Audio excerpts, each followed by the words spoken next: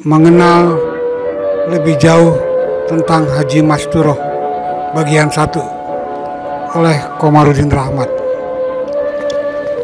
Pada tanggal 6 Maret 2020 telah ditetapkan 20 nama gelar tokoh kehormatan Bekasi, di mana salah satunya adalah Kiai Haji Masturoh di urutan nomor 6.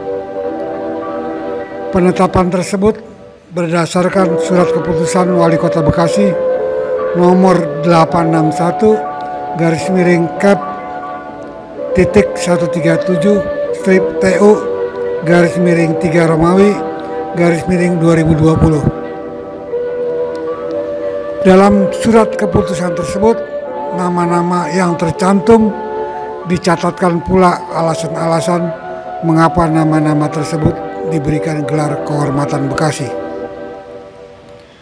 Alasan memberikan gelar kehormatan kepada Kiai Haji Masturoh antara lain karena pengabdian Kiai Haji Masturoh dari sejak era perjuangan fisik kemerdekaan hingga era pembangunan yang tidak pernah berhenti. Untuk mendalami siapa Kiai Haji Masturoh, marilah kita simak cerita berikut ini.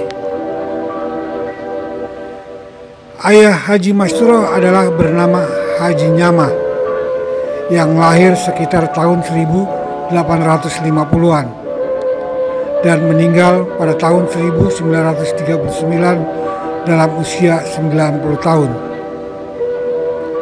Haji Nyama lahir di Bekasi Selatan, yakni di sekitar Desa Keranggan.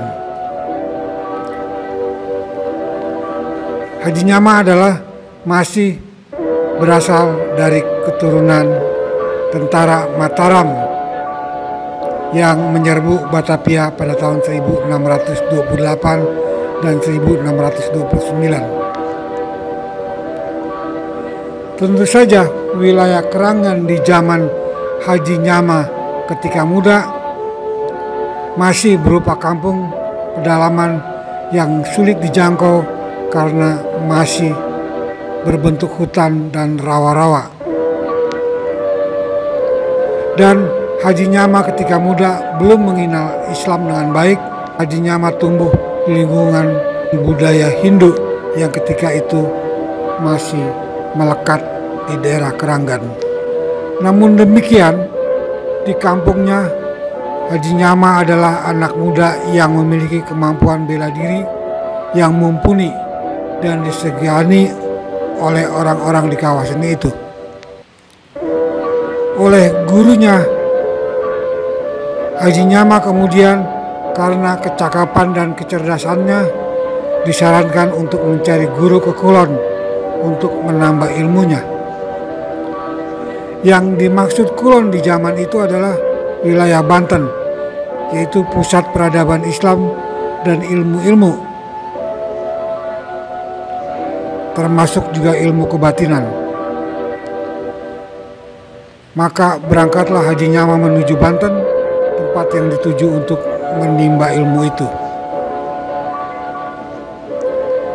Dalam perjalanannya menuju Banten yang penuh bahaya itu, karena melewati hutan dan rawa-rawa, ternyata takdir membawanya terhenti sampai di kampung yang sekarang disebut Kampung Pondok Ungu. Haji Nyama ketika itu saking letihnya beristirahat di sebuah musola dan tertidur lelap. Dan rupanya Haji Nyama baru terbangun ketika ada yang membangunkannya untuk sholat karena waktu sholat telah tiba. Rupanya orang yang membangunkannya itu adalah orang yang terpandang di kampung itu, bernama Haji Abdurrahim. Haji Abdurrahim melihat kenyataan menemukan anak muda yang belum mengerti sholat, menyebabkan kemudian Haji Abdurrahim memutuskan untuk membimbing Nyama muda ke jalan Islam. Singkat cerita, Nyama muda kemudian bukan saja belajar mengaji, tetapi kemudian diangkat menjadi menantu Haji Abdurrahim yang merupakan tuan tanah di kampung Pondok Kungu ketika itu. Singkat cerita, kemudian dari tanah yang diwariskan dari mertuanya itu, Haji Nyama menjadi tuan tanah, di mana tanahnya berserakan dari ujung Menteng di sebelah barat dan Rawa Tembaga di sebelah timur, dari kampung Rawa Bebek di selatan hingga kampung Kaliabang di sebelah utara.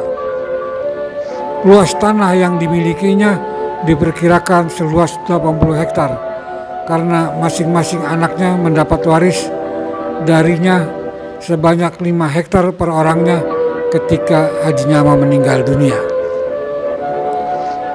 Selain mengelola sawah-sawahnya yang luas itu, Haji Nyama juga dipercaya oleh Belanda untuk mengelola pasar Kranji, antara lain memungut cukai dari pedagang-pedagang di pasar. Sebagai tuan tanah yang kaya raya, Haji Nyama memiliki 7 orang istri, di mana Haji Masturoh lahir dari istri yang keenam bernama Ibu Siah. Ketika menikah dengan Haji Nyama, usia Ibu Siah masih remaja, sementara Haji Nyama sudah berumur 70 tahun. Dari ketujuh orang istrinya, Haji Nyama dikurniai 17 orang anak yang alhamdulillah semuanya hingga hari ini rukun dan terus memelihara silaturahmi dan bernaung dalam ikatan keluarga Haji Nyama. Istri pertama Haji Nyama adalah bernama Ibu Tisa, dikaruniai 7 orang anak, yaitu yang pertama Saamah, kedua Haji Saanih, ketiga Haji Saalih, keempat Haji Sami, kelima Haji Maning, 6 Haji Goni, dan ketujuh Haji Ganin. Dari istri kedua bernama Ibu Konyang, dikaruniai seorang anak diberi nama Abdul Jabar. Dari istri ketiga bernama Kimah, dikaruniai seorang anak perempuan bernama Kini. Dari istri keempat bernama Ibu Noah, dikaruniai 2 orang anak, yaitu Haji Salim dan Goas.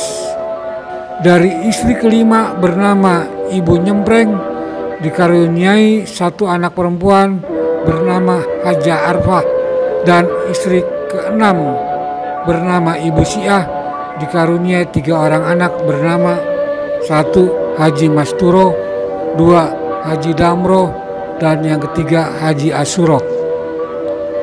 Dan dari istri ketujuh bernama Ibu Ciah, dikaruniai 1 anak laki-laki bernama Sarfi dan 1 anak perempuan bernama Fasa.